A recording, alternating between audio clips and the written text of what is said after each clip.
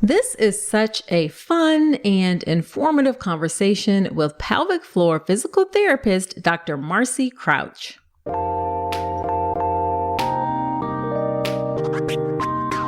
Welcome to the All About Pregnancy and Birth podcast. I'm Dr. Nicole Calloway Rankins, a board-certified OBGYN who's been in practice for nearly 15 years. I've had the privilege of helping over 1,000 babies into this world, and I'm here to help you be calm, confident, and empowered to have a beautiful pregnancy and birth. Quick note, this podcast is for educational purposes only and is not a substitute for medical advice. Check out the full disclaimer at drnicolerankins.com/disclaimer. Now let's get to it. Hey there, before we dive into the episode, the Birth with Power Pathway launches in May. And if you're getting ready for your hospital birth, you don't want to miss it. It's the updated version of my online birth course designed to get you calm, confident, and empowered. Hop on my email list now at drnicolerankins.com/email to be the first to know when it's live. Hello there. Welcome to another episode of the podcast. This is episode number 237. And whether this is your first time listening or you've been here before, you know I'm glad you're spending some time with me today. In today's episode, we have Marcy Crouch. She is also known as the Down There Doc on social media. She has over 180,000 followers on Instagram. She is a mama and a doctor of physical therapy, dedicated to serving, empowering, and equipping women in the birthing community from birth preparation through postpartum recovery. By providing elevated care and setting a new standard for women, Marcy arms her clients with confidence, valuable tips, and information that will maintain their physical health and wellness for a lifetime. She believes that by simply addressing and fixing pelvic floor trauma and dysfunction from pregnancy and birth, we can change the course of a woman and a mother's life to one of equality, power, confidence, and arm her with a strong sense of self that opens doors that have been shut and helps her become the woman and mother she is destined to be. Yes, amen to that. So we have an incredibly informative and just fun conversation about what exactly is a pelvic floor physical therapist, when should you go see a pelvic floor PT, what kind of test and exam should you expect, how frequently the care is.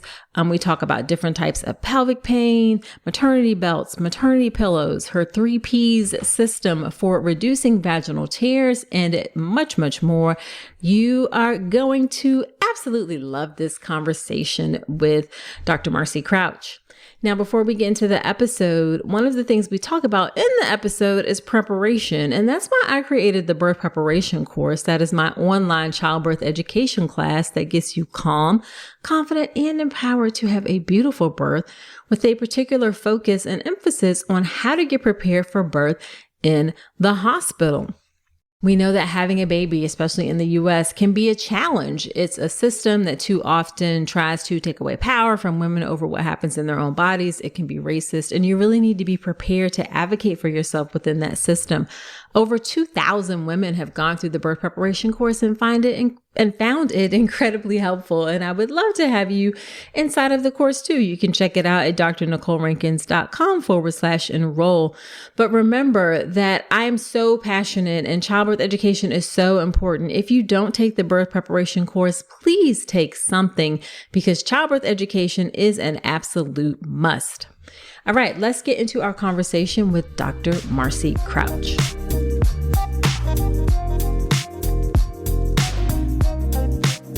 Thank you so much, Marcy, for agreeing to come on to the podcast. I am so excited to have you come on and talk about this topic. Oh, well, thank you. I'm so excited to talk about it. I mean, it's my favorite thing. Let's talk all about it. All righty. So why don't you start off by telling us a bit about yourself and your work and your family, if you like. Yeah. So my name is Marcy Crouch. I'm a pelvic floor physical therapist. I have 2 boys, ages 6 and 8.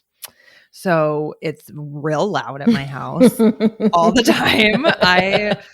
Holy moly. I have an older sister, so I'm not used to like this boy situation, Right. but I love it. And, love being a boy mom, and they're great. And it's just like, wow, Awesome. energy. Yeah. Constantly. So my family and my work kind of collide a little bit. Okay. My husband is a coach, volleyball coach at Auburn University here in Alabama. Okay. And so we move around a lot. And being a physical therapist in the past, I've had brick and mortar clinics. I've worked for other practices. I've worked in hospitals, that sort of thing. I've owned my own practice. And then when my kids were little and we were living in LA about 3 years ago, in 2018 is when we moved there, we were kind of moving every 3 or 4 years. And it's hard to have a brick and mortar when you're not totally sure that you're going to be in one place for an extended period of time. Sure. And so I realized that with my family life and the ages of my boys and really the need of the type of work that I do as a pelvic floor PT, there had to perhaps be an additional answer to only in-clinic work. Gotcha. And I was finding that, you were in clinic too. It's like you can only see so many people. Sure. Per day, right? There's geographic location problems. There's time, when my kids are sick, I'm calling out of the clinic. And so I didn't really feel like I was helping as many women as we could. And so I decided actually before we moved here in 2020 that I wanted to kind of transition or add on to an online platform, online wellness space. And a lot of people are like, oh my gosh, how do you do that as physical therapy? And honestly, like if you had asked me that before COVID, I would have been like, there's no way, there's no way.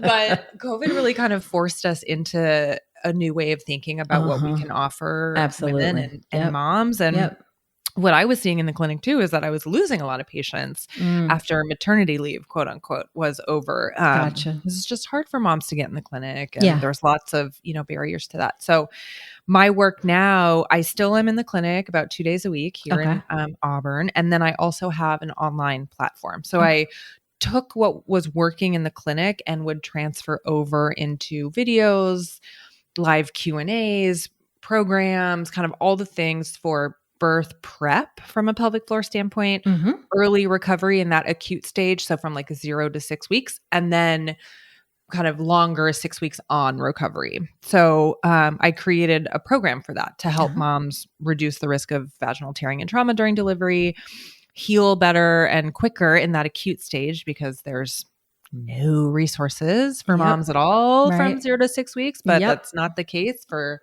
any other muscle injury, which I'm sure we'll talk about. And then this kind of long-standing support. So that's where we are now from like a work and family standpoint. And the online programs have been going for about 2 years now, 2.5 years. And we just put out our third version of them. Awesome. Love it. Love it. And a very big online community.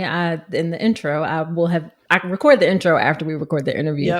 And I will have mentioned the size of your audience, which is quite large. Thank you. Yes. Yeah. So let's hop into a couple of things. One, I want to talk about what is a pelvic floor physical therapist, and then what training have you gone through? The first question is because I don't necessarily know that people understand what pelvic floor physical therapists do. And then the second is because there's a whole lot of people out here online and doing all the things. And I think it's important for people to know the background, the education that people go through when they're talking about a topic. Yeah, I think that's such a good point. And to just kind of touch on that a little bit too, I'm sure you see it also being, an expert in your field, and social media and online stuff is great. And it really brings people together, and it's a great, network of wealth of information. But the caveat is you really do need to know, who you're getting your information from, what their training is, are they qualified?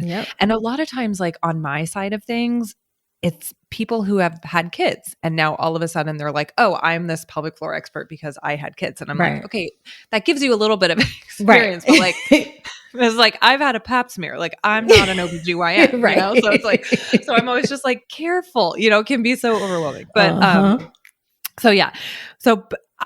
my initial training, so I have a doctorate in physical therapy, and the school, we graduate as generalists. So we all have to take the same national board exam. We are considered, physical therapists. Right. And then you can decide to specialize in certain areas of physical therapy. Okay. There's like orthopedics, neurology, pediatrics, all the things. Women's health, pelvic floor physical therapy is one of those avenues. And so after I graduated, I knew that's what I wanted to pursue. So I applied for an additional year of training, which is we consider a residency. And that residency was a year of only pelvic floor and women's health. So it was pre and postpartum, lymphedema, breast cancer, female athlete, pelvic pain, basically kind of everything that encompasses the umbrella of women's health. Gotcha. And then after completion of that residency, that allowed me to sit for the board certification in women's health PT. So that identifies me as a women's clinical specialist. And then you recert every 10 years, which is what I just did. And that was like, oh my gosh, so stressful, as you know. And then I have been fortunate enough to work in practices after residency that have been only women's health and pelvic floor. So I've never really had to do half and half or 60-40, which some people do when they're getting into women's health. Like you might see orthopedics or neuro inpatient and then kind of like a smattering of pelvic floor. My experience always has been pelvic floor. And I've had amazing mentors who kind of paved the way in women's health and pelvic floor PT throughout my career. So that's pretty much like kind of my initial training. And then over the years, we take more courses. I have developed courses for PTs. I've taught other PTs. So you're obviously very serious and committed and educated about this work. This is my life. I mean, people are like, oh, you're a PT, my elbow. I'm like, no. I was like, I haven't touched an elbow. I was like, tell me everything about your vagina. Right. And then I can help you. Like, I got you. Right. I got you. How was your poop this morning? Right. Tell me all of it. Right. Yeah. I love it. Love it. Love it. So when someone goes to see a pelvic floor physical therapist, what should they expect? And I asked this question because literally someone DM'd me the other day and they're like, I went to a pelvic PT and she didn't do an exam and I thought they would do an exam. And I was like, to be honest with you, I don't know because I'm not a pelvic PT. So I don't know what to expect. So what should you expect when you go see a pelvic PT? Yeah, it's such oh man. I mean, I'll tell you how I do it. And I do think that this is important. And I do feel that, an internal exam is, warranted to get a really good idea of what is going on with the pelvic floor. But let me backtrack a little bit. Sure. So we as physical therapists are really skilled in injury prevention, rehabilitation, muscle physiology, movement science, recovery, that sort of thing. So just like you would go to a PT for your knee or back pain or post-op, whatever, we do the same thing as pelvic floor PTs. We're just working in a different area. Gotcha. So I kind of say my territory is breastbone down and knees up. So pelvic floor PTs really are the specialists in incontinence, pelvic organ prolapse, any sort of vaginal or anal or genital pain, difficulty with sex, difficulty with tampon use or gynecological exam, any sort of abdominal surgery, laparoscopic surgery, C-section, endometriosis, menstrual problems, basically like anything in that kind of soup to nuts area, right? That would be disrupting daily activity. Okay. And my specialty and kind of where I've niched down over the last couple of years is this pregnancy, early recovery, and birth injury prevention. Gotcha. So it kind of depends on what you're going to see your pelvic floor PT for regarding like what the exam would look like. And of course, like patient consent is always important. Absolutely. And, there are some contraindications to internal exam and that sort of thing. Right. But generally speaking, you would expect a pelvic floor PT to do an internal exam, barring no other red flags or contraindications. Right. Because you really do have to get an idea of what the muscles are doing to be able to prescribe movement or exercise, just like we would assess a shoulder, right? Gotcha. Like I can't just look at somebody's shoulder with my eyeballs and be like, oh, it's this problem, this problem, this problem. Like I have to take it through tests and I have to go through differential diagnosis and all the things. So same thing for your pelvic floor. And then, you can expect some manual therapy techniques. You can expect some exercise, some postural re-education, pain management, basically like anything that you would expect for like a sprained ankle, you can expect for your pelvic floor. That makes sense. That actually makes a lot of sense and helps to make it relatable and understand what people should expect. So then obviously, again, I know this varies, but how frequently does someone go to a pelvic PT? How long do you need to do it? I know that's going to be dependent. Totally varies. And what I always say is my job is to get them out of the clinic. Gotcha. Right? Get my patients like out. If I have to keep seeing them over and over again, I'm like, I'm not helping that much. Gotcha. Like we need to go back to the drawing board.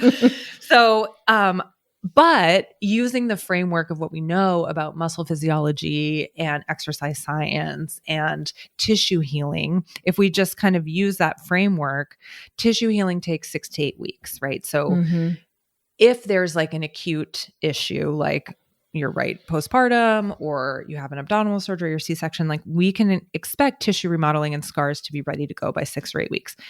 Then for muscle hypertrophy, for strengthening, for actual change in the muscle itself, that's another 6 to 8 weeks on top of like doing a really good progressive resisted exercise program, right? Like just like you would see in the gym. Okay. Right. And then if we're talking about like persistent pain, chronic pain, people that have been having pelvic pain for years and years and years, then we also have to add in the pain centralization component and reworking the central nervous system and brain education and all those things that might take a little bit longer too. Okay. But generally from like a postpartum standpoint, I like to see my patients like around the 3rd trimester to start to do some birth prep stuff. And maybe we just need a couple sessions depending. Right. Then I like to see them right after for some help with like getting out of bed and that first poop and like, how do you carry a baby? And the car seat is real heavy. And now you have like a waterbed for an abdomen and your vagina is like all over the place. So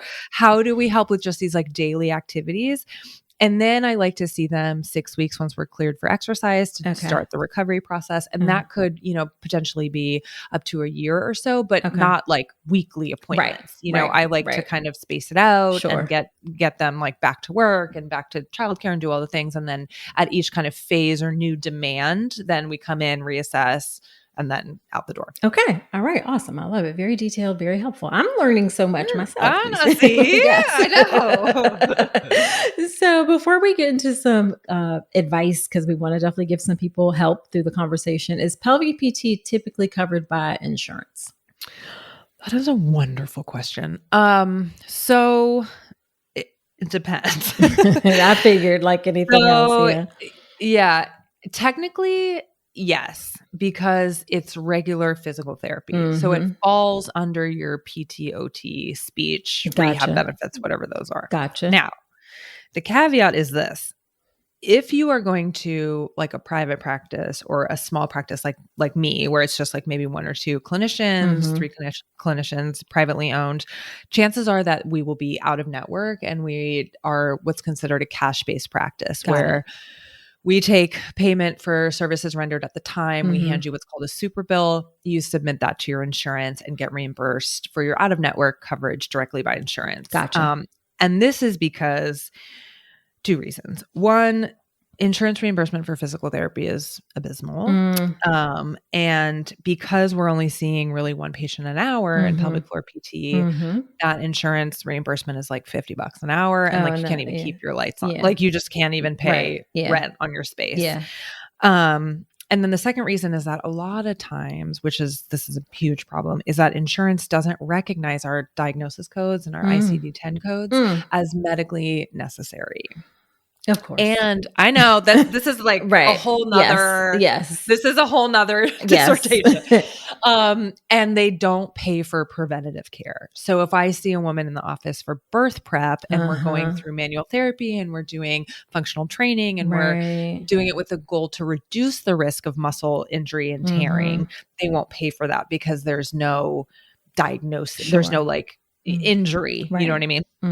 Even though it would lessen the need for interventions down the road. So again, a problem with our U.S. healthcare system doesn't focus on a lot of prevention period. So I'm not surprised. Okay. Well, that's helpful to know. That's helpful to know. But there are bigger practices and usually hospital-based outpatient will take insurance. And that's usually because they absorb the cost of pelvic floor PT because they have ortho and inpatient and all those other things. So I have worked for practices that take insurance and they're out there. And then when I've owned my own, it's always been cash-based. Gotcha. So let's get into some conditions and things that people can do to help. We're going to try and get through as many as we can. So let's start off with what are 2 or 3 of the most common types of pelvic pain that happen during pregnancy, and what can folks be done to help? I'm especially curious to hear your thoughts about maternity belts. Yeah. So that goes right into kind of one of the most common pain syndromes. So this is generally it's kind of diagnosed under this umbrella of like sciatica, okay, which is like that irritation of this huge nerve that comes out of your butt and goes all the way down to your foot. But oftentimes that's really not what it is. What we call it is posterior pelvic girdle pain in pregnancy. Okay. And this is, it's like a mouthful. Yes. Yes. And this is like usually one-sided back pain that's a little bit lower, kind of in your SI area, your sacrum area. And it can radiate down into your butt and go into the back part of your thigh, which is oftentimes why people they give it the name of sciatica. And it can be very sharp. It can be very painful, and it can radiate to both sides, but oftentimes it's usually one. Okay. If there's a dysfunction in the SI joint, which oftentimes there is, you can also see it go around to the front, and we have what we call pubic symphysis dysfunction, which is another very common pain syndrome in pregnancy. And this is that joint that's right underneath your pubic hair. And a lot of times it's like when you go one leg into the car, or you're trying to like kick a box with your foot and you get that like, oh my gosh, pain, like right in that joint, or you're, stepping into the bathtub. Or, any like kind of asymmetrical. And that can radiate down into your adductors, which are the interior part of your thigh, your groin. Sometimes people have these, we call it like lightning crotch. Yep. You get that like zinger, and I would say those are kind of the two most common that I see in pregnancy, when people are like, oh my God, my back, like it's so bad. I can't lay down. I can't get up. And it's like, it's super sharp and it gets you just like that. Right. So one treatment for that, or, I would say adjunct, is a belt. I tend to favor, a belt that's designed specifically for the SI joint. Okay. It's a little bit thinner, and it goes lower. Okay. And it just compresses the joint versus like lifting the belly up. There's nothing wrong with either kind, but people might not get as much relief if there's an SI problem with only the belts that kind of like lift the belly up. Gotcha. And sometimes we would do both. Okay. Just kind of depends on what they need and what their demands are. Gotcha. Okay. That makes sense. And then what about pillows? Do you think like maternity pillows help? Yeah, I do. I love it. I call it like the husband replacement or the partner replacement. I'm like, no room for all 3 of you in there. Like somebody's got to get up. Yeah, I think they can be really helpful. Sometimes they're too fluffy though. They're too big, and somebody might be like, man, that like made my knee was like all the way open, and oh my God. So thinner ones sometimes can be helpful. The thing that's great about them is that you can put them underneath your breast and side and belly, and it still is long enough to go down through in between your knees, and then also into your ankles. And I think a lot of people kind of miss that. They might just put a pillow in between their knees, but you really need it like all the way down to keep the joint neutral versus like, if you just have it on your knees, then your knees are separated and then your ankles are closed and the joint's like, but yeah, those pillows are great. I had one, and then you like can coil it up and put your baby in it. It's like you can use it to nurse. It's like multi use. Yes, love it. So then let's talk about something that I think people don't realize happens, but as frequently as it does. But let's talk about vulvar varicosities. What are those, and what can be done? Because I think people freak out when they see them. I know. I mean, they're scared. I mean, if you've never seen one before, it's like, oh my gosh. So this is where you have a vein in your vulva, which is your outer part of the vaginal opening. It's like your labia majora. And it's a vein it's a varicose vein, just like you would get in your legs. And it just happens to be in your labia. And it can be very painful, and it can cause a lot of swelling. Yeah. Oftentimes it doesn't affect the ability to have a vaginal delivery. A lot of people think that it can, but it's more painful and uncomfortable while you're pregnant, especially as you get into your later stages of pregnancy, because you have more weight, more blood volume, more fluid, and the tissues are just very engorged down there. Yeah. From a physical therapy standpoint, there's not a ton that we can do for the vein itself, but there are some compression garments that we can recommend that you can wear underneath your clothes that do direct compression onto the varicosity to help reduce swelling and help reduce some of that pain. Yeah. There's a couple different types of garments, and there's one that's called the V2 supporter. It kind of looks like a jock strap, like a female jock strap, but like you just put it on over your underwear and then kind of like Velcro it. So it just like lifts up and gives you a little bit of support. And usually that's helpful. And then after pregnancy, they go away. Sometimes the vein is still there, but it's not as engorged, but you probably will have it engorged again in future pregnancies. Yeah. Gotcha. So let's get into vaginal tearing, because I know folks are going to want to hear about this. So what are your top 2 or 3 tips, maybe things people should do to help reduce the risk of vaginal tearing? Oh, this is my favorite. This is my favorite thing. So there are 3, I have a system that I call the 3 P's. Okay. And this stands for perineal massage, push prep, and practice like you play. Okay. So this is where it all comes together. So if you look at the literature for perineal massage, it's kind of all over the place. Yeah. But some studies say like, yes, totally reduces the risk. Other studies say like, nope, doesn't do a thing. But most of the studies that say it doesn't do anything looked at it being performed for the first time while the baby was crowning by like a nurse or somebody that's not like a muscle person. Sure. The studies that show it is beneficial are what we base our treatment off of. And this is where we do it earlier in pregnancy. Just like you would stretch your hamstring. Right. For whatever you need to do. Right. Like whatever like your legs need to do. Right. Exactly. Right. So we apply the same idea to the pelvic floor muscles because they're skeletal muscle. They're made up of the same stuff as your bicep, as your quad, as your hamstring. So those muscles can be trained both from a strengthening side of things and also a lengthening side of things. And for vaginal delivery, they have to lengthen and open. Yep.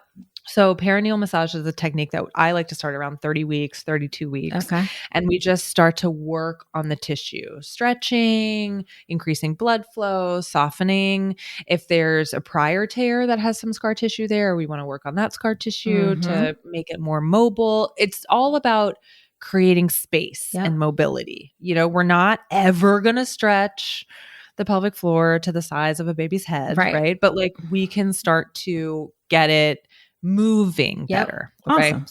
So that's the first one, perineal massage. The second one is push prep. So this is where I teach women how to actually mechanically bear down and push effectively so the pelvic floor gets out of the way. Okay. A lot of times people think that you do Kegels to push a baby out, right?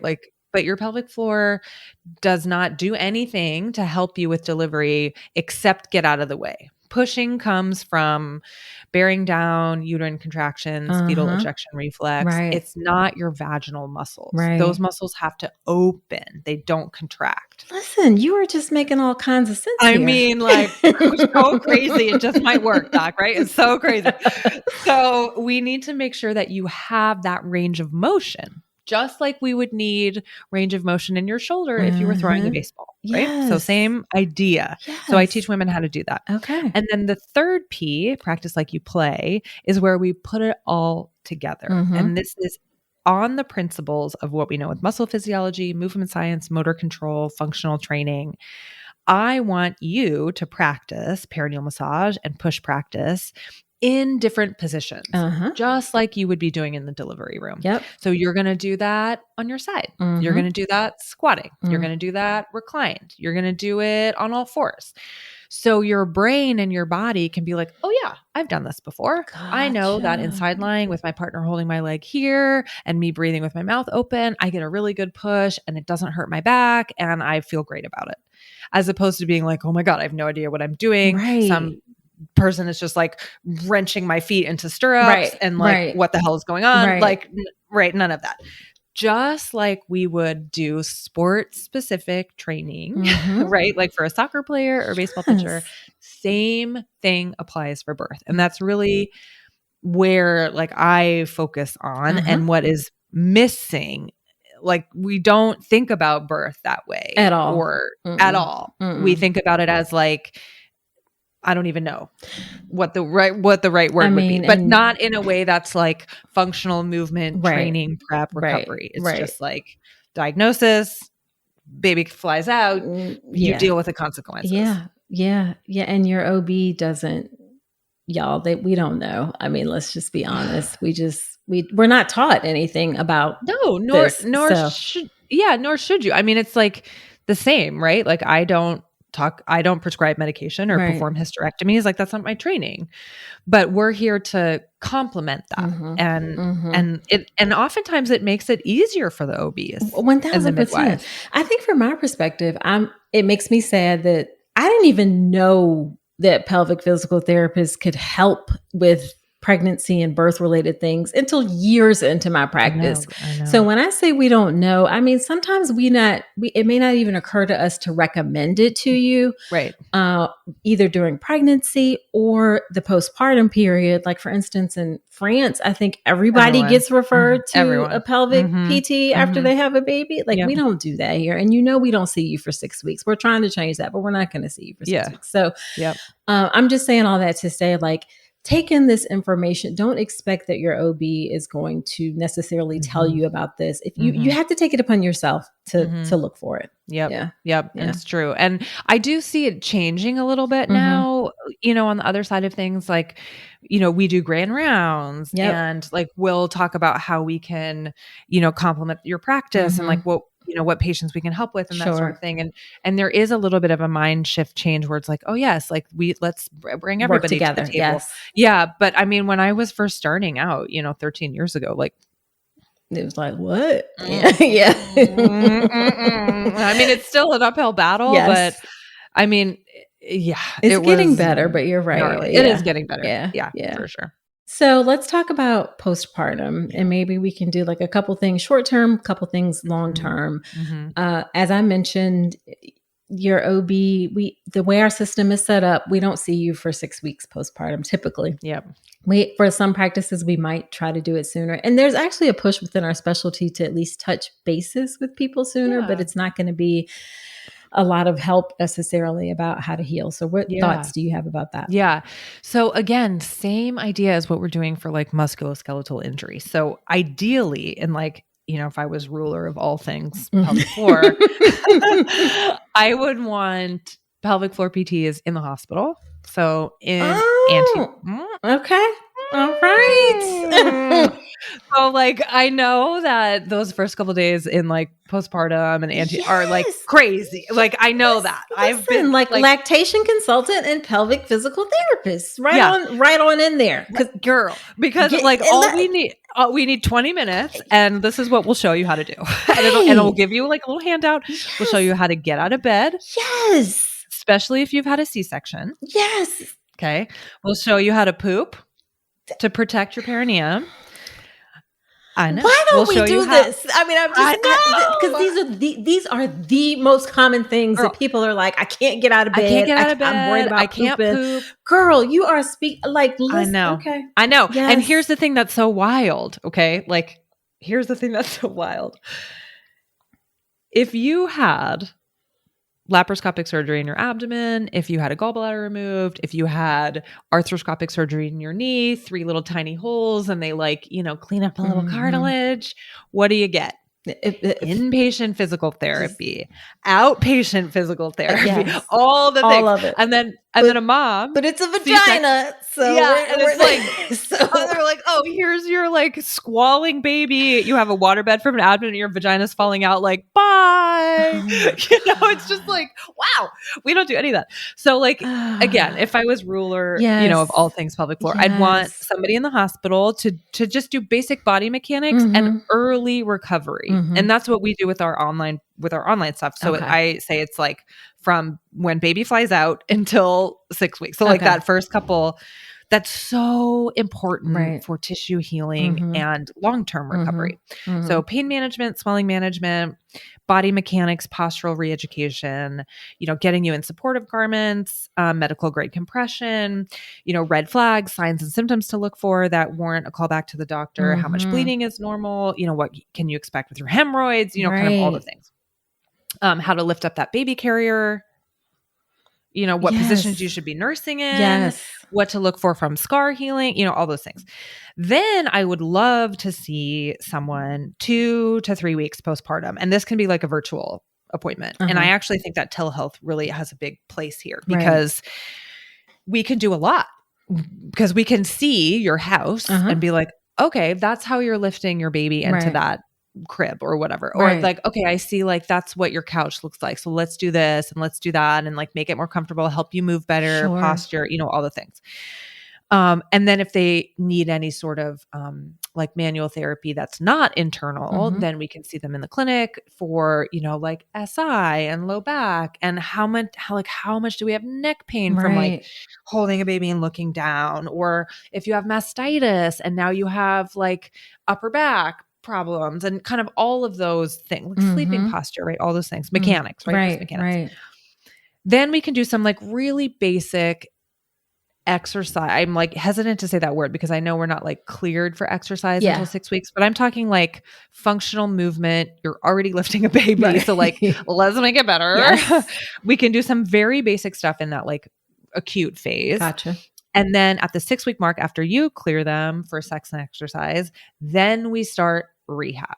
Okay. We don't go to the gym at 6 weeks because now we're cleared, or we don't just start running that day. Yeah. Nothing magic happens at 6 weeks compared to 5 weeks and 6 days where all of a sudden we could run and now we can't, or vice versa. So it's we need to rehab. Okay. And that's strengthening, that's motor control, that's connecting your brain back to muscles in your core that have not been working properly for 9 months because they've been accommodating a baby. What if you have a tear? What if you have a C-section? All these things that we need to manage from a rehab standpoint. Sure. Just like we would manage a knee or a shoulder. Yep. Okay. It's the same idea. And then we, put together a rehab plan or, protocol based on what the patient needs or what their goals are.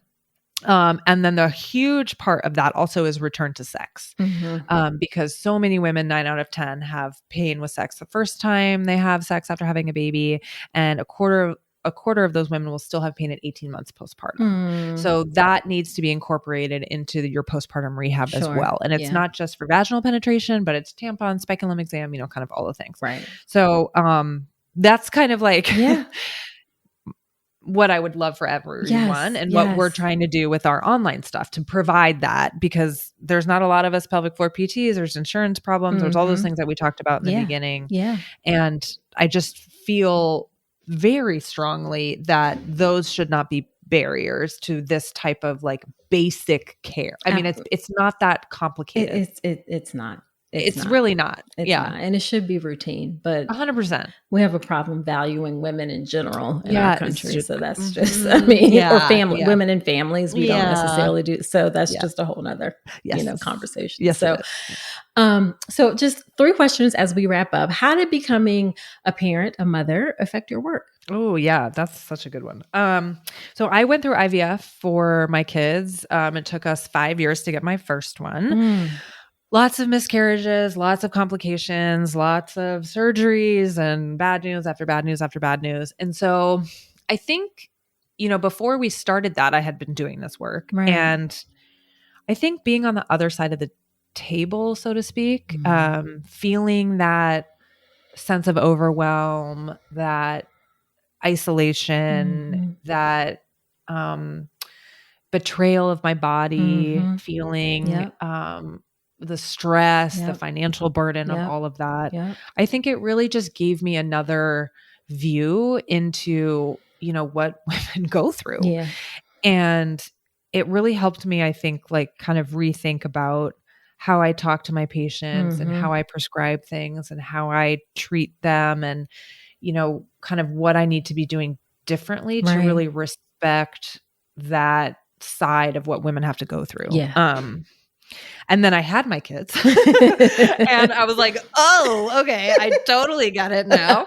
And so that, I think from a postpartum standpoint, it like completely changed the way that I prescribe things and treat patients. And I'm very like, okay, I mean, I get it. Yeah. I have kids, I have a job, my husband's job is bananas. And so I'm like, okay, if you tell me, like, if you have 2 minutes a day to do something that I tell you, like, what's your time? And somebody's like, okay, I literally have 5 minutes. Right. I'm like, okay. Right. Then that's what we're going to do. We're like, I'm not going to just, I'm right. Like we have to work, like we have to meet our patients. Sure. Like I can't just expect someone to, and be like, oh my gosh, this patient is non-compliant. It's like, no, we're not doing They're that. just It's living. Like yes. Like, right. And I'm like, if you bring, like, you can bring a screaming baby into my office. I care zero. Like, I'm like, I will put that baby in the ergo carrier.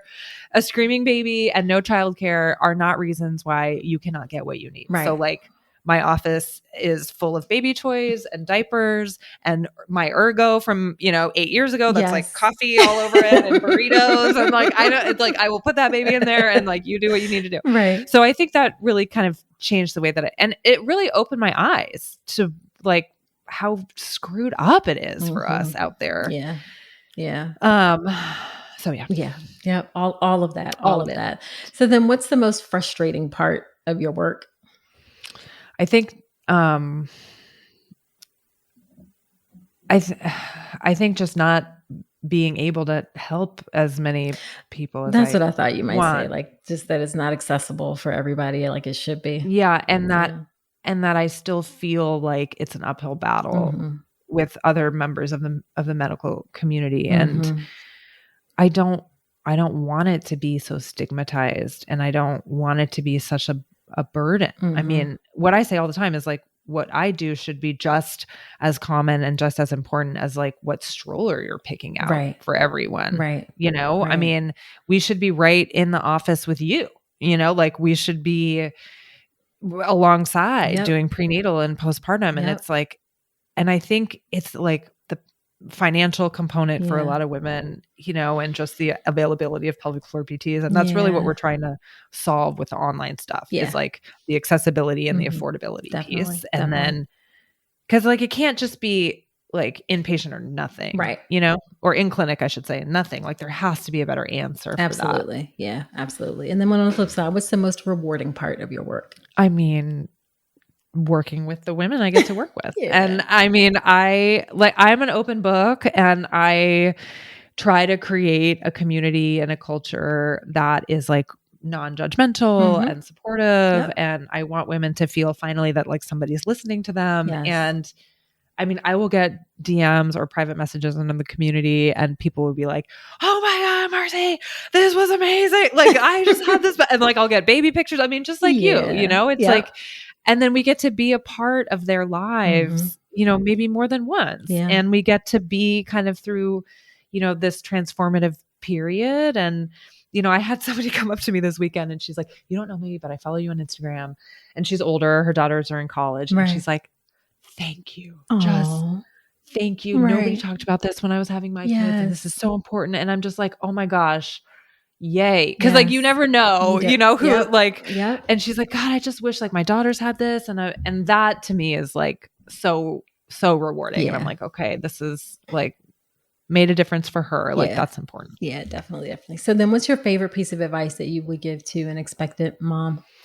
Yeah, I would say, don't take no for an answer.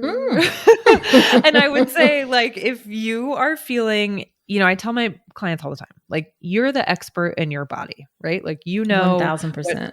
Feels good to you, Yes. what is normal for you, what is not normal. Like, I thing. am not in your skin. Like, I don't know. I'm an expert in OB, but I'm not an expert in you. So right, exactly. So, like, if you are concerned about something and it's not jiving, then, like, let's try to figure it out. Sure. And I think a lot of times what happens is that, people in pregnancy, they're like, okay, I want to do this, I want to do that. And then sometimes they're like, no, that doesn't work. Pelvic mobility doesn't do anything, blah, blah, blah. And then they feel like, oh, okay, maybe I am just like overthinking it or being too sensitive. And it's like, no, like, you're important. Your body is important. You know your body the best. And we're here to help support that, whatever that is. Right. So keep asking and keep doing it. Take matters into your own hands. 1000%. All right. So where can people find you and find all of the fantastic resources you have? Yeah. So we hang out on Instagram most of the time. I can only manage like one platform. Yeah. And plus TikTok is a whole nother. I'm too old. I feel I can't be doing no, I'm like, I need like a college intern to just like do it, because I'm like, I'm in my 40s. Like, I can't do that.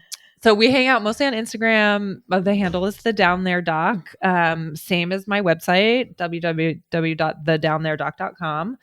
That's where you can find all of our resources, online courses, webinars, all the information you need is there. And we're on Instagram all the time. Awesome. Yeah, just shoot us a message. All right. Love it. Thank you so much. This was such a fantastic conversation. I really enjoyed it. Yeah. Thank you for having me.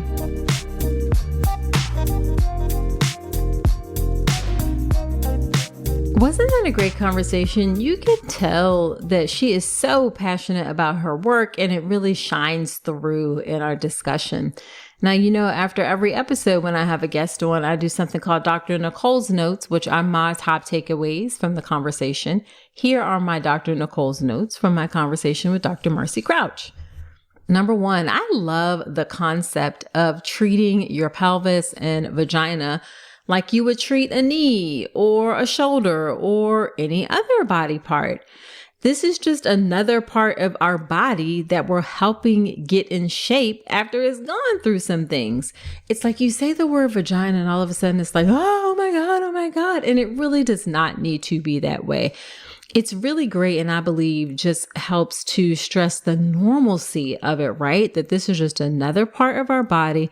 We're helping to get in shape after it's gone through something that for some folks can be traumatic. Doesn't have to be, but it can be. So I love that concept of how she approaches pelvic physical therapy.